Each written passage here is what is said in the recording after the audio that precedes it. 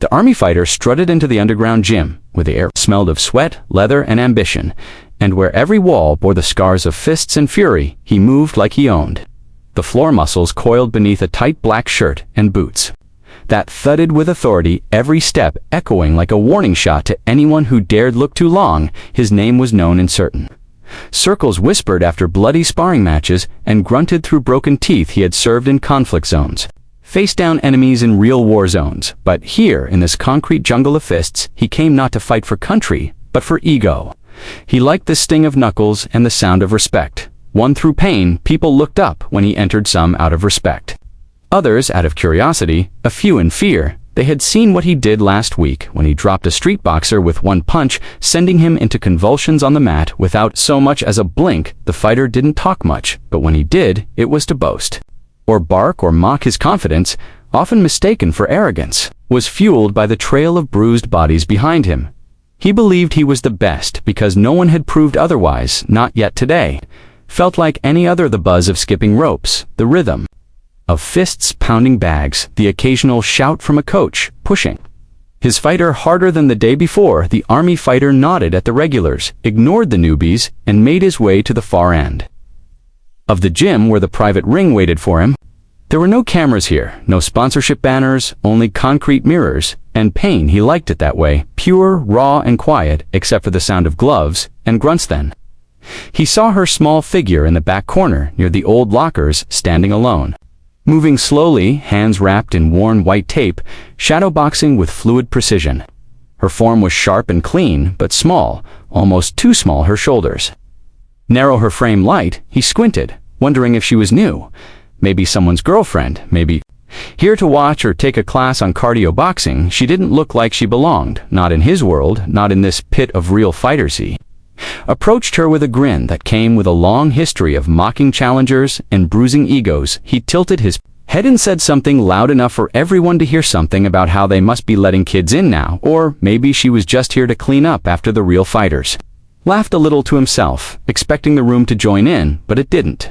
Not right away. Instead, there was a stillness, a pause, as if the walls were listening, as if the air itself held its breath. The woman didn't flinch, didn't stop moving. She just turned her head slowly and looked at him, eyes calm, unreadable. Something about that stare made him blink, made something in his chest shift slightly, but his ego was louder. He waved a dismissive hand and stepped back, shaking his head and muttering about how this place was going soft, how they let anyone walk into the ring now. As he walked away, toward the coach, he laughed again, loud and hollow, not knowing that everyone else had gone quiet, not knowing that in a few minutes his name would be remembered for something entirely different, not knowing that size, speed, and silence can hide a storm, and that storms don't ask permission to arrive. Across the room she continued to move as if nothing had changed, her fists cutting the air in crisp, silent rhythms, her feet light against the worn concrete floor, the hum of motion wrapped around her like armor. She was used to being watched, used to the smirks and sideways comments that came before the storm, but none of it ever touched her. It passed over like wind through trees and left her center still untouched. She had been training for years in places most would never enter, in gyms where sweat and silence were the only languages spoken. She had sparred with giants, dropped veterans, and fought with a calm so cold it made even the loudest fighters fall quiet. She had come to this gym for one reason: to stay sharp, not to prove anything, not to be seen, and certainly not to be mocked. She had heard of the army fighter before, stories of his power, his pride, his punch that could shut off the lights of a grown man in seconds. She had seen clips online, grainy videos of him charging forward like a tank, tearing through opponents with brutal speed and precision. She respected skill, but not arrogance, and there was something about his entrance, the way he demanded attention without offering any in return, that reminded her of the men who underestimated her before they fell. He kept watching her, even after he walked away, half curious, half amused, like a lion eyeing a mouse that refused to run. He leaned on the ropes and whispered something to a guy next to him, who laughed too loud, then turned back to her, like he was waiting for a reaction, but she gave him none, not a word, not a glance. She just kept moving, slipping into her rhythm, deeper, her breath steady, and her mind sharper than any blade. She didn't need an audience. She never did. The coach, who had been watching from the side, one hand gripping his clipboard and the other resting on the edge of the ring, narrowed his eyes and called out, To her, his voice low and firm, asking if she was ready. She nodded once without pausing. The coach then turned to the army fighter and raised an eyebrow, offering him what he thought was an easy win. A warm-up round maybe, even a bit of entertainment. The fighter smirked, shrugged, and said something like, "Sure, why not? Let's dance." With the ballerina, his tone smug, his shoulders loose, not knowing he had already made his first mistake. The room shifted slightly when the coach called for gloves. The buzz quieted down.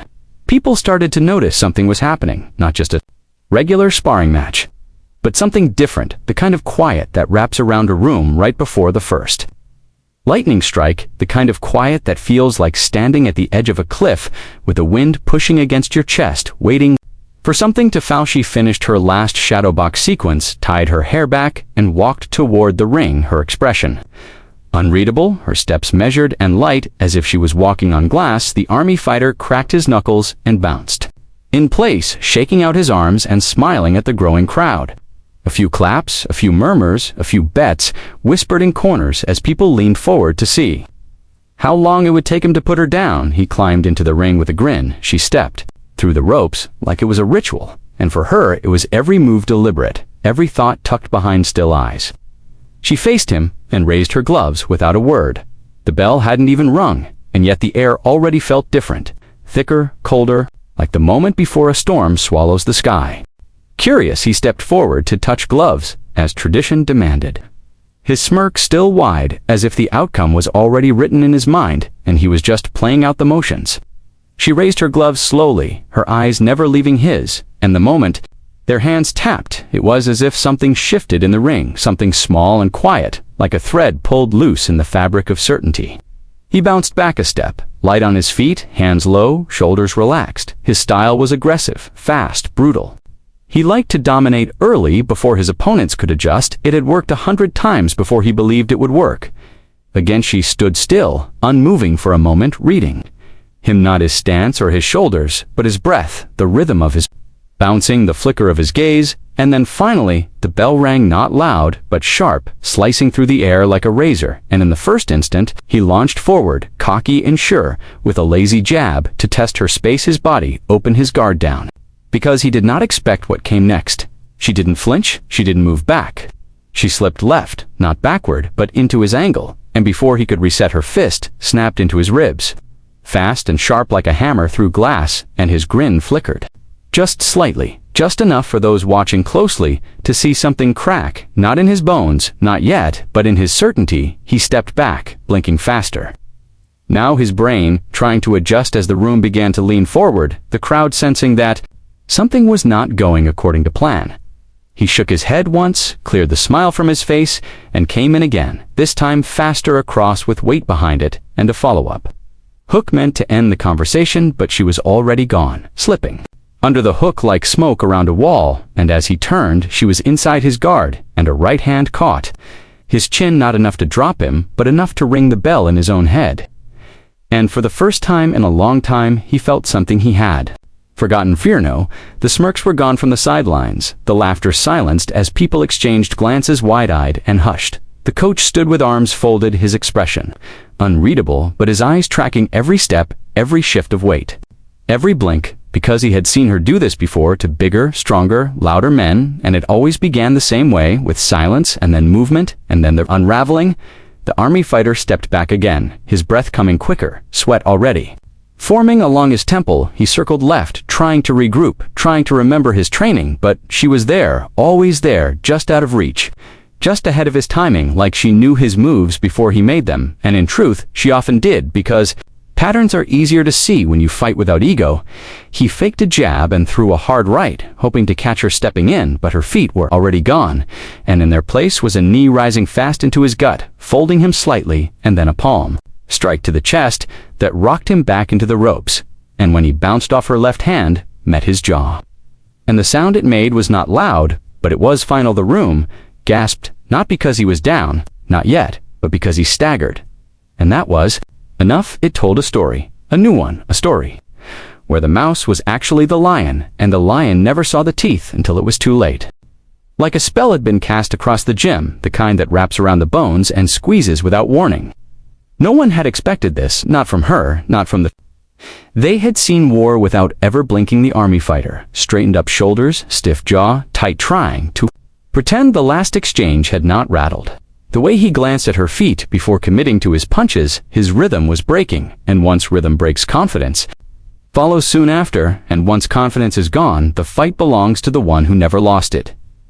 To begin with, she stood calmly in the center of the ring, not rushing, not chasing, letting him come to her as if she were the one controlling the clock and the space and the rules, her breathing steady, her guard relaxed but ready, like she had already played this scene out in her mind and was simply waiting for him to catch up to the ending. She already knew.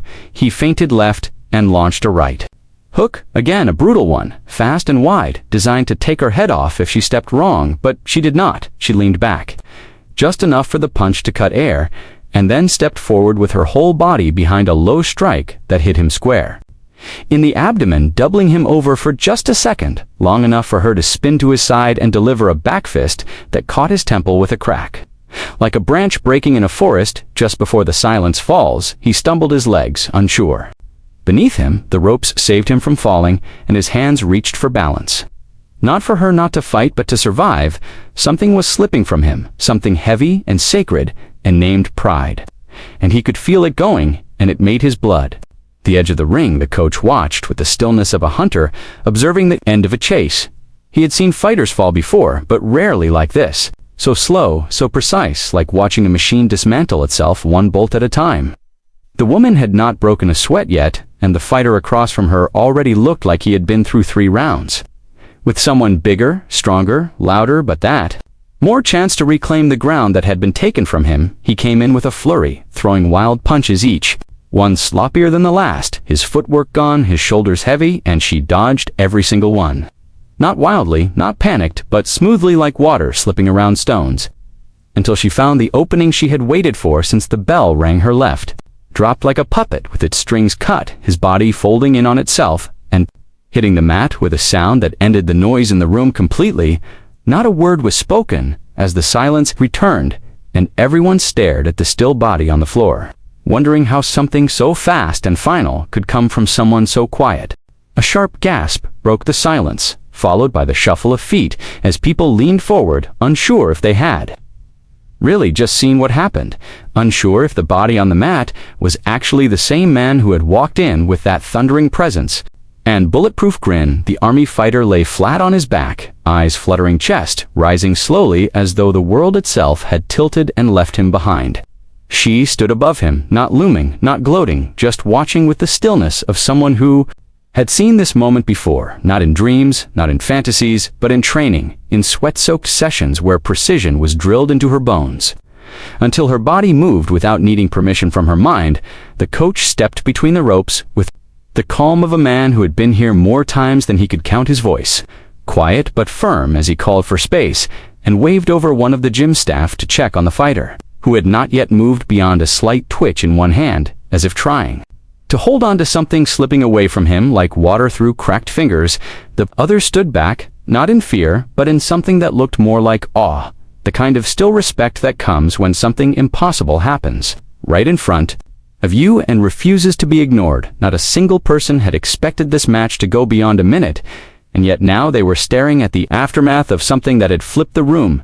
Inside out, someone in the corner whispered her name, but it did not travel far because most of the people there still did not know who she was, only what she had just done, and in that moment, that was more powerful than any name, more real than any title or rank. She turned away from the fallen fighter without a glance and walked to the corner where she had left her bag, her steps quiet and unhurried, her breath still steady, as if she had just finished a warm-up round, not dropped.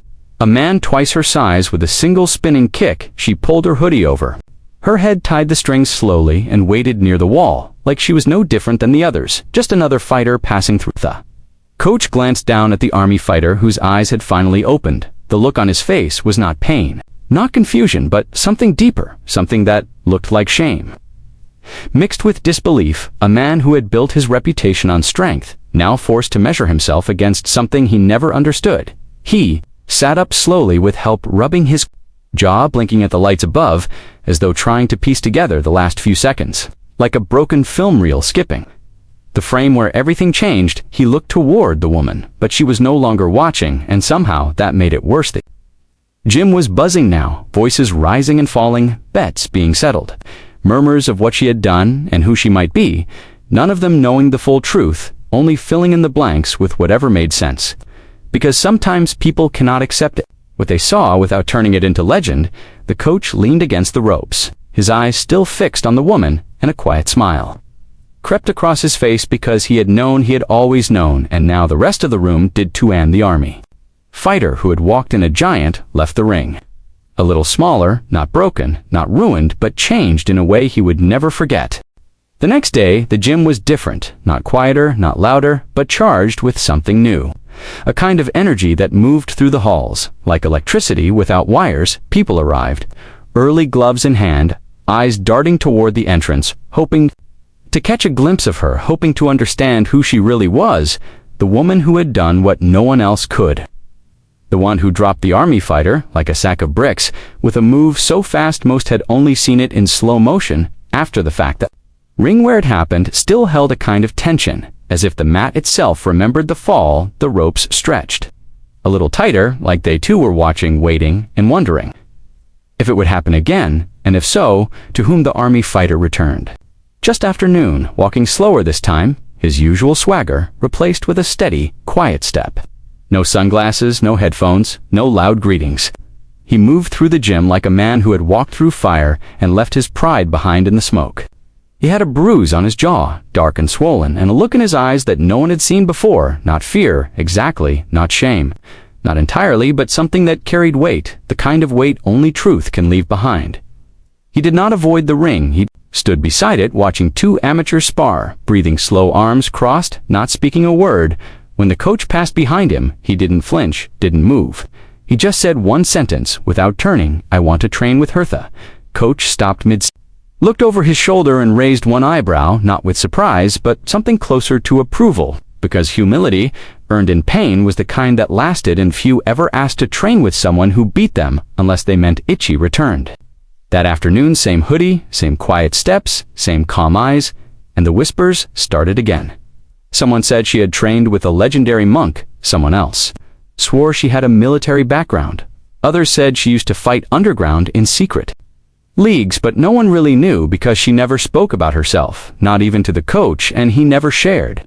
What he knew when she saw the army fighter standing near the ring, she didn't blink, didn't pause. She nodded once, small and silent, and began wrapping her hands again. He approached slowly, saying nothing at first, then finally asked if she would show him how she moved, how she knew when to strike, how she could read his body like a book. She looked up once, studied his face, and then nodded again just once. That was all he needed. For the next hour they trained together, not as teacher and student, not as enemies, but as fighters without labels. His punches slowed his feet, corrected his mind, learning to listen to patterns he had once ignored, and she guided without words, using movement as language, showing him what balance looked like, what patience felt like, what real control meant around them. The gym returned to normal bags, swung chains, rattled voices, rose and fell. But those who glanced toward the ring saw something rare, not just strength, not just skill, but the meeting of two worlds once separated by ego, now connected by mutual respect. She didn't speak much, and neither did he, but every movement, every nod, every adjustment carried weight, the kind of weight that shapes a fighter from the inside out. And as the session ended, he stood a little taller, not with pride but with purpose, and she turned once more to her corner, shadowboxing again, as if nothing had changed, but everything had. The days passed and the story spread not just inside the gym, but beyond its walls, carried by whispers and retold in locker rooms, fight clubs, and underground circles where respect was earned through bruises and silence. Everyone had their own version. Some said she was a former intelligence operative, trained in secret missions. Some claimed she had once disappeared for a year to train in the mountains under a master who spoke only in riddles. Others insisted she had no past at all, that she was a ghost who drifted from gym to gym, humbling giants and vanishing before her.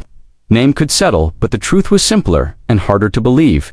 She had trained in discipline since she was a child, raised not on fame or trophies, but on silence, patience, and the kind of focus that does not need recognition to feel real. She did not care for stories, did not seek out followers, or fame. She only fought to sharpen her mind and to still her heart. And when she moved, it was not to prove anything, it was to remind herself she still could. The army fighter became a regular at her side, always watching, never interrupting, trying to absorb every detail of her technique. Her timing, her ability to read an entire body from a single breath. He had fought in deserts and cities, had stared down men with rifles and walked away without blinking, but what she did to him had left a deeper mark than any bullet ever could. And he welcomed Ethers began to watch two young fighters drawn to her, not because of her victory, but because of how she moved through the world with a calm so complete it made chaos look like noise, and noise had no power. Where she walked, she became a presence. Not just a fighter, something like a myth in human form, breathing and sweating just like them, but not quite the same. One afternoon, as the gym filled with the usual sounds of leather on leather and voices calling out combinations, she stood in the ring with her gloves hanging at her sides, watching a new fighter, sparring with someone too big, too wild, a boy who moved with all heart and no rhythm, swinging with desperation, getting clipped again and again until the coach called it off. She stepped into the ring without a word, motioned for the boy to face her. And suddenly the gym stilled again, not from fear, but from memory, because they all remembered what had happened the last time. She stood across from someone in that ring. The boy looked nervous, eyes wide, but she smiled gently and nodded, telling him with just that gesture that he was safe, that this was a lesson, not a punishment. And they moved slowly at first, her guiding his steps, correcting his balance without speaking, showing him where his power was leaking and how to stand so he would not fall. Around them, the noise faded again, people drawn into the quiet intensity of the moment, watching the way she transformed a sparring session into something sacred, into something honest, because that was what made her different.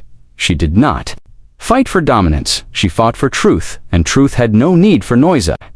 Army fighter watched from the ropes, arms crossed, jaw healed, heart still bruised in the best way, and for the first time in years, he felt something stronger than pride. He felt peace.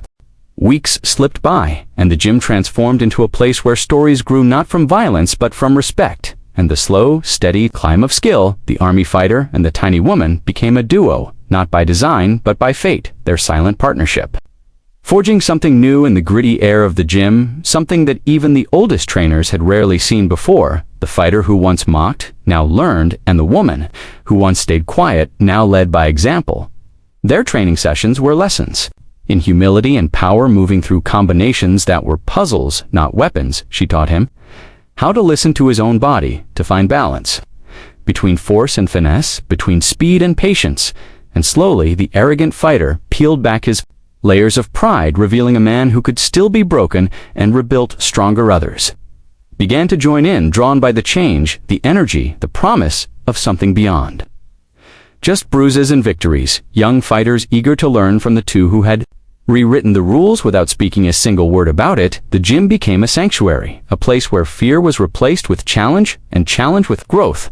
One evening after a long session, the woman sat on the worn bench near the locker's, hands resting on her knees, watching the sun set through the high windows, the light casting long shadows and painting the room gold. She was quiet, lost in thought, thinking of battles fought both outside the ring and inside her own mind. The army fighter came up beside her, unannounced, his steps soft this time, no longer the thunder of a man who demanded respect, but the steady rhythm of someone who earned ethos. Sat down beside her, not touching, just close enough to share the space without words. The silence between them filled with something new, something unspoken, but understood, the kind of connection that forms when two people have faced down their own demons and found common ground. Finally spoke, his voice low and rough from hours of training, asking if she had ever been afraid, and she looked at him, eyes steady, not avoiding the question but embracing it as part of the story. She nodded once, then spoke softly about how fear had been a constant companion, not a weakness but a teacher, how it shaped her, how it kept her sharp, how it reminded her that even the strongest can break, but also that breaking does not mean flingna. Fighter listened carefully and for the first time shared his own story, not of battles won but of moments lost when pride had blinded him, when anger had nearly destroyed everything he cared for, when he had stood alone and felt smaller than anyone else in the world. It was not easy to say out loud, but the quiet honesty changed something. Between them, and sealed a bond built on more than just fist, they stayed there as the light faded, talking about pain and strength, about loss and hope, about what it meant to fight, not against others, but against the parts of themselves that wanted to give up, and the gym around them seemed to breathe with their words, becoming a living thing that held space for growth and forgiveness. When the night finally came, they stood together, ready for whatever came next, not as enemies, not as rivals, but as partners in a story still unfolding, with every breath, every step, and every punch thrown not just against others, but against the silence inside. The gym had changed forever, not just because of the fight or the woman or the army fighter, but because of what they had become together. A living proof that strength is more than muscle, more than speed or power. It is about heart and humility, about learning and growth, and the courage to face the unknown. Every day months passed, and the woman and the fighter continued training side by side, pushing each other, challenging the limits of what they thought possible. The army fighter, who had once mocked, now spoke softly with respect, his punches no longer filled with arrogance but with purpose and control. She listened to him sometimes, offering advice, sometimes simply watching, but always there steady, like a rock in a river, shifting with the flow, but never breaking. Their story spread beyond the gym walls, reaching ears of fighters, trainers, and dreamers who saw in them a different kind of victory, one not won by knocking someone down, but by lifting each other up, by breaking down the walls of ego and fear and replacing them with trust and understanding. One day a fight was announced, a real one this time, official sanctioned, with crowds and cameras and stakes higher than either had faced before. The army fighter hesitated, but she nodded her head, encouraging without pressure, because she understood that the real fight was not the one in the ring, but the one inside each of them, the fight to stay true to themselves, no matter what. When the day came, the gym was packed, with familiar faces and strangers all eager to witness the next chapter of their journey. The woman stood by the ropes, calm and focused, watching as the army fighter entered the ring with a new light in his eyes, a mix of respect, determination, and something softer like gratitude. The bell rang and the fight began, not with rage, but with rhythm, with strategy and heart.